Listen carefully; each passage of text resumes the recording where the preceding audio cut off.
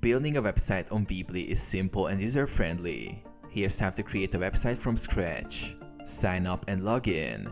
Go to weebly.com and sign up for an account. If you already have one, just log in. Choose a template. Once logged in, click Create a new site. Weebly offers various templates for different industries. Choose one that fits your needs. Customize your site. After selecting a template, you will enter the website editor.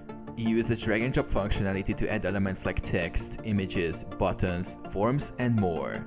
The sidebar on the left shows all the available elements you can drag into your page. Customize the design by changing colors, fonts, and layout to match your brand.